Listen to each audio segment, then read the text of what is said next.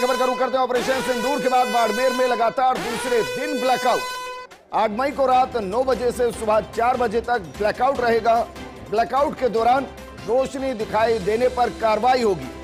जिला कलेक्टर टीना डाबी ने घरों में रहने के साथ ही लाइट बंद रखने की अपील की है। जिला कलेक्टर टीना डाबी ने आदेश जारी किए हैं और इस दौरान जहां किसी का ध्यान नहीं, मैं आपको सिर्फ रिक्वेस्ट कर रहा हूं कि अमूमन जो हमारे बाहर, घर के बाहर सीसीटीवी कैमरास लगे रहते हैं, उनको भी ऑफ कीजिए, क्योंकि वो जो सीसीटीवी कैमरास होते हैं वो लाइट बंद होने के बाद ऑटोमेटिक ऑन होते हैं और वो लाइट ऑन होती है उनकी।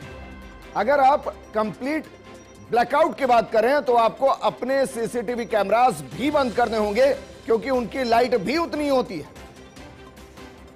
और बाड़मेर के अंदर क्योंकि सरहदी इलाका है, सरहदी जिला है, और जो पाकिस्तान है, जो धोखेबाज है, वो कुछ भी कर सकता है अपनी आवाम को खुश करने के लिए। मेरे सहयोगी अशोक शेरा जुड़ गए हैं। अशोक, क्या मान लिया जाए कि जो टीना डाबी ने कहा है कि कार्रवाई होगी, इसका मतलब blackout means complete blackout, no doubt?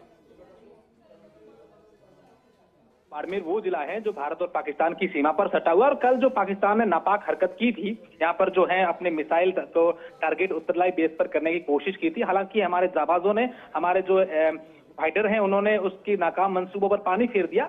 लेकिन कहीं ना कहीं हमें भी अलर्ट, सतर्क करने की आवश्यकता है।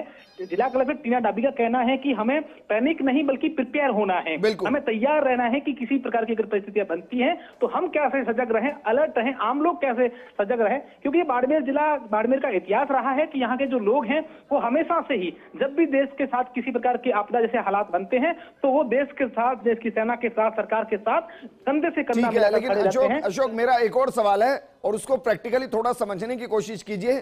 क्या इसके लिए कोई विकल्प है? क्योंकि मैं वहां का नहीं जानता। अगर वहां 16 लाइट्स लगी हैं तो अंधेरा होने के बाद वो बाय डिफॉल्ट जलेंगी, उनको कंट्रोल करने की स्थिति क्या है वहां पर प्रशासन के पास? दूसरा, जो सीसीटीवी कैमरास घर के बाहर होते हैं वो अंधेरा होने के बाद अपने आप लाइट के साथ जलते हैं, उनको कंट्रोल करने के लिए क्या है?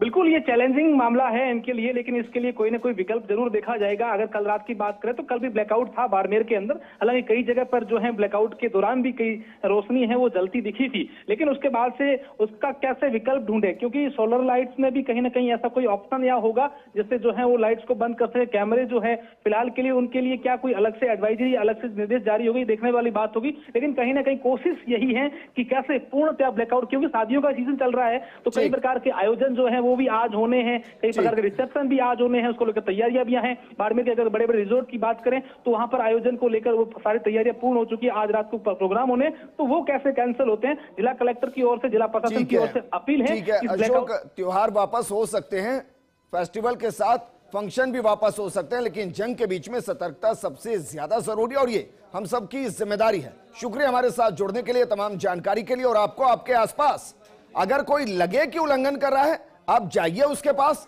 उसको धमकाइए, प्यार से मनाइए और ब्लैकआउट में पूरा सहयोग कीजिए। एक छोटी सी गलती बड़ी भारी पड़ सकती है।